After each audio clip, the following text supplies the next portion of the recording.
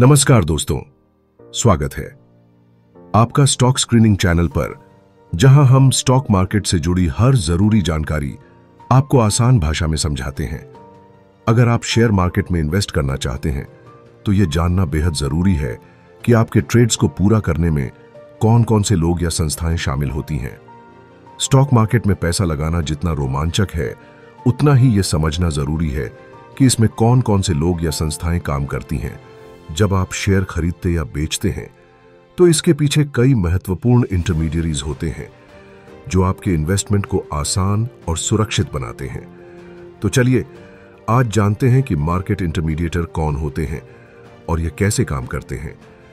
Video को like करें, channel को सब्सक्राइब करें और बेल आइकन दबाएं ताकि आपको हमारी हर नई वीडियो की नोटिफिकेशन मिले। चलिए शुरू करते हैं।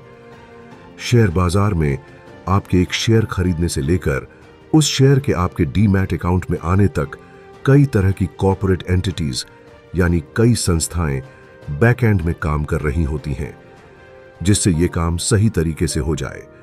पर्दे के पीछे काम कर रही ये एंटिटीज सेबी के कायदे कानूनों के मुताबिक आपके सौदे को मुमकिन बनाती हैं, जिससे आपको कोई दिक्कत ना हो। इन एंटिटीज को फाइनेंशियल इंटरमीडियरीज के नाम से जाना जाता है। ये इंटरमीडियरीज एक दूसरे के काम पर निर्भर होती हैं और एक साथ मिलकर वो इकोसिस्टम तैयार करती हैं जिसके बिना वित्तीय बाजार का चलना असंभव है। इस अध्याय में आपको इन इंटरमीडियरीज के बारे में बताया जाएगा। अभी हम जानते हैं पहले इंटरमीडियरीज के बारे में, जो हैं शेयर दलाल या स्टॉक ब्रोकर या दलाल शायद शेयर बाजार का सबसे महत्वपूर्ण इंटरमीडियरी है। इसके बारे में जाने बगैर आपका काम नहीं चलेगा।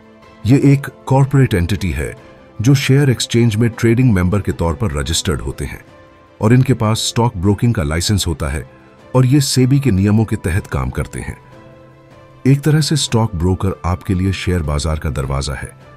शेयर बाजार में आने के लिए आपको किसी ब्रोकर के पास ट्रेडिंग अकाउंट खोलना जरूरी होता है। आप ब्रोकर अपनी मर्जी से या अपनी पसंद का चुन सकते हैं।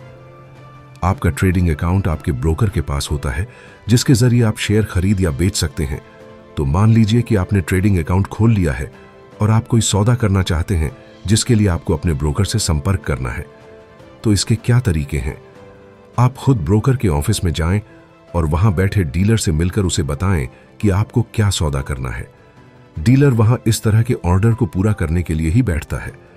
आप अपने ब्रोकर को फोन कर सकते हैं, अपनी पहचान, क्लाइंट कोड जैसी जानकारी देने के बाद अपना ऑर्डर बता सकते हैं। इसके बाद डीलर आपके सौदे को पूरा करेगा, फिर आपको फोन पर ही बता देगा कि आपका ऑर्डर पूरा हो गया। आप खुद भी सौदा कर सकते हैं। एक ट्रेडिंग टर्मिनल सॉफ्टवेयर के जरिए आपको अपने कंप्यूटर पर सिर्फ लॉग इन करना होगा और आप खुद शेयर की लाइव यानी उस वक्त की कीमत देख सकेंगे और ऑर्डर कर सकेंगे।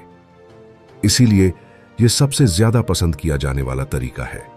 ब्रोकर आपको कुछ जरूरी सुविधाएं देता है, जैसे बाजार में शेयर खरीदने बेचने की सुविधा, ट्रेडिंग के लिए मार्जिन। इसकी हम बाद में विस्तार से चर्चा करेंगे। अगर फोन पर ट्रेडिंग करनी है तो वहां ब्रोकर आपको मदद करेगा। साथ ही सॉफ्टवेयर का सपोर्ट भी, जिससे आपके ट्रेडिंग में दिक्कत ना आए। हर सौदे का कॉन्ट्रैक्ट नोट जारी करना। यह नोट उस दिन के सौदे का लिखित प्रमाण होता है। आपके बैंक अकाउंट और ट्रेडिंग अकाउंट के बीच पैसा ट्रांसफर करना। बैक ऑफिस का लॉग इन बनाना, जिससे आप अपने अकाउंट की पूरी जानकारी देख सकें। अपनी तरफ से दी गई इन सुविधाओं के लिए ब्रोकर आपसे एक फीस लेता है, जिसे ब्रोकरेज चार्ज कहते हैं। हर ब्रोकर के यहां यह फीस अलग अलग होती है। आपको वो ब्रोकर चुनना होता है जहां फीस और सुविधाओं का सही संतुलन हो। अब हम जानते हैं दूसरे इंटरमीडियरीज के बारे में, जो है डिपॉजिटरी एंड डिपॉजिटरी पार्टिसिपेंट्स। जब आप कोई प्रॉपर्टी खरीदते हैं तो उसके कागज संभाल कर रखते हैं, जिसे समय आने पर आप दिखा सकें कि आपने कब और कहां से उसे खरीदा था। इसलिए कागज को सुरक्षित जगह पर रखना महत्वपूर्ण होता है। इसी तरह जब आप शेयर खरीदते हैं, जो कि वास्तव में उस कंपनी में आपकी हिस्सेदारी है, तो आपको अपनी हिस्सेदारी साबित करने के लिए शेयर सर्टिफिकेट को संभाल कर रखना होता है, क्योंकि उसी में सारी जानकारी लिखी होती है कि आपके पास कंपनी का कितना हिस्सा है। 1998 तक शेयर सर्टिफिकेट कागज का होता था, लेकिन उसके बाद से शेयर सर्टिफिकेट डिजिटल तरीके से जारी होने लगा। कागज के शेयरों को डिजिटल में बदलने की प्रक्रिया को डीमटेरियलाइजेशन कहा जाता है, जिसे छोटे में डीमैट कहा जाने लगा। 1996 के बाद इन डीमैट शेयरों को डिजिटली रखने की जरूरत आ पड़ी और तब से एक डीमैट अकाउंट जरूरी हो गया। डीमैट अकाउंट की सुविधा देने के लिए डिपॉजिटरी को बनाया गया। डिपॉजिटरी आपके डीमैट अकाउंट आपके सभी शेयरों को डिजिटल फॉर्म में रखने का काम करती है। इसे आप अपनी डिजिटल तिजोरी भी मान सकते हैं। आपके ब्रोकर के पास खोला गया ट्रेडिंग अकाउंट और डिपॉजिटरी के पास खुला डीमैट अकाउंट आपस में जुड़े होते हैं। उदाहरण के तौर पर अगर आप इन्फोसिस का शेयर खरीदना चाहते हैं तो आप अपने ट्रेडिंग अकाउंट पर लॉग इन करेंगे, अपनी कीमत डालेंगे और खरीदने का ऑर्डर डालेंगे और शेयर खरीद लेंगे। यहां आकर ट्रेडिंग अकाउंट का काम खत्म। इसके बाद इन्फोसिस का शेयर अपने आप आपके डीमैट अकाउंट में आ जाएगा। इसी तरह बेचते समय आपको शेयर की कीमत और ऑर्डर ट्रेडिंग अकाउंट पर डालना होगा और शेयर आपके डीमैट अकाउंट से अपने आप निकल जाएंगे। अभी देश में डीमैट अकाउंट की सर्विस देने वाली सिर्फ 2 डिपॉजिटरी हैं, NSDL यानी national securities depository limited, the national securities depository limited और CDSL यानी central depository services India limited. दोनों में एक जैसी सर्विस मिलती है और दोनों सेबी के नियमों के तहत काम करती हैं। जैसे आप शेयर ट्रेडिंग अकाउंट खोलने के लिए ब्रोकर के पास जाते हैं, NSE या BSE नहीं, उसी तरह डीमैट अकाउंट खोलने के लिए आप NSDL या CDSL के पास नहीं, किसी डिपॉजिटरी पार्टिसिपेंट DP के पास जाएंगे। ये DP आपका अकाउंट खोलने के लिए डिपॉजिटरी के एजेंट की तरह काम करते हैं और सेबी के नियमों के अधीन होते हैं। अब हम चलते हैं अगले इंटरमीडियरीज की, और जो है बैंक शेयर बाजार के मामले में बैंक की भूमिका काफी सीधी होती है। ये बैंक से ट्रेडिंग अकाउंट और ट्रेडिंग अकाउंट से बैंक के बीच पैसों का ट्रांसफर करते हैं। इसके लिए ट्रेडिंग अकाउंट और बैंक अकाउंट में एक ही नाम होना जरूरी है। आप अपने कई बैंक अकाउंट अपने ट्रेडिंग अकाउंट से जोड़ सकते हैं। जैसे उदाहरण के तौर पर ज़ेरोधा एंजल 1 या शेर खान पर एक प्राइमरी बैंक अकाउंट और 3 सेकेंडरी बैंक अकाउंट आपके ट्रेडिंग अकाउंट से जोड़ने की सुविधा है। आप शेयर खरीदने के लिए पैसे इनमें से किसी भी बैंक अकाउंट से डाल सकते हैं, लेकिन बेचते समय पैसे सिर्फ प्राइमरी बैंक अकाउंट में ही जाएंगे।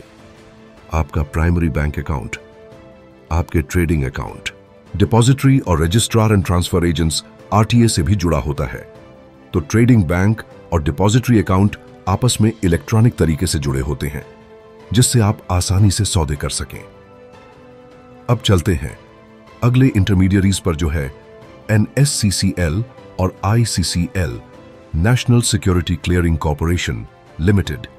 NSCCL national stock exchange NSE की और Indian clearing corporation limited BSE यानी बॉम्बे स्टॉक एक्सचेंज की सब्सिडियरी है। इनका काम है एक्सचेंज पर होने वाले हर सौदे का सेटलमेंट करना। अगर आपने बायोकॉन का एक शेयर 440 के भाव पर खरीदा है तो किसी ने आपको यह शेयर 440 रुपए में बेचा होगा। क्लियरिंग कॉर्पोरेशन का काम यह सुनिश्चित करना है कि शेयर बेचने वाले के डीमैट अकाउंट से निकलकर खरीदने वाले के डीमैट अकाउंट में पहुंच जाए और पैसे खरीदने वाले के बैंक से निकलकर बेचने वाले के बैंक अकाउंट में। तो कुल मिलाकर क्लियरिंग कॉर्पोरेशन किसी भी सौदे में यह काम करता है। खरीदार और बेचने वाले की पहचान करना और उनके अकाउंट में पैसे और शेयर का हिसाब किताब जोड़ना, यह पक्का करना कि सौदा पूरा हो और कोई भी पार्टी सौदे से पीछे ना हट जाए। वैसे किसी भी निवेशक के लिए क्लियरिंग कॉर्पोरेशन के बारे में बहुत विस्तार से जानना जरूरी नहीं है। उसे कभी सीधे इनसे काम नहीं पड़ने वाला।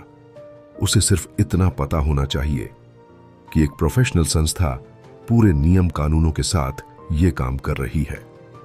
अब जानते हैं इस अध्याय की जरूरी बातें। बाजार में कई इंटरमीडियरी अलग अलग काम करते हैं, जिसके मिलने से वो पूरा तंत्र बनता है, जिससे बाजार में आसानी से कामकाज हो सके। शेयर बाजार में आपके घुसने का रास्ता ब्रोकर से होकर जाता है, इसलिए जरूरी है कि आप अपनी जरूरत और सुविधा को ध्यान में रखकर सही ब्रोकर चुनें। ब्रोकर आपको ट्रेडिंग अकाउंट की सुविधा देता है, जिसके जरिए आप शेयर खरीद या बेच सकते हैं। डिपॉजिटरी एक ऐसी संस्था है जो शेयर खरीद या बेच सकते हैं। जो आपके शेयर डिजिटल फार्म में रखती है और इसके लिए आपका डीमैट अकाउंट बनाती है। देश में 2 डिपॉजिटरी है, NSDL और CDSL डीमैट। अकाउंट खोलने के लिए आपको डिपॉजिटरी पार्टिसिपेंट से संपर्क करना होगा। वो डिपॉजिटरी के एजेंट के तौर पर काम करते हैं। क्लियरिंग कॉर्पोरेशन आपके सौदे को क्लियर करने और सेटल करने का काम करता है। NSCCL, ICCL, national stock exchange settlement. Clearing corporation सौदे, पैसे और शेयर का हिसाब किताब, बाजार, इंटरमीडियरी, ब्रोकर, डीमैट अकाउंट। तो दोस्तों, आज आपने जाना कि मार्केट इंटरमीडियरीज कौन होते हैं और उनका रोल क्या होता है। लेकिन यह तो बस शुरुआत है। अगले वीडियो में हम और भी गहराई में जाएंगे और सीखेंगे कि इन इंटरमीडियरीज के बिना स्टॉक मार्केट कैसा होता। तो अगर आप वाकई स्टॉक मार्केट को समझना चाहते हैं तो अगले वीडियो को मिस मत करना। तब तक के लिए चैनल को सब्सक्राइब करें और वीडियो को लाइक जरूर करें। मिलते हैं अगले वीडियो में, तब तक स्मार्ट इन्वेस्ट कीजिए और ग्रो कीजिए। Okay, bye bye.